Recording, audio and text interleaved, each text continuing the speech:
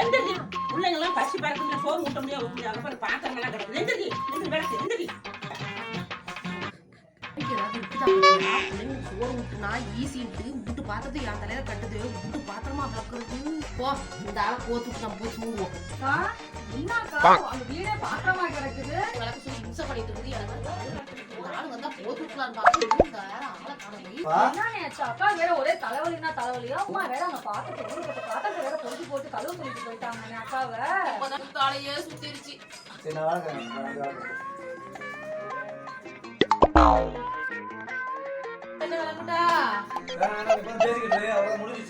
விளக்கிட்டியெல்லாம் விளக்கிட்டியாடி எல்லாம் விளக்கிட்டியா?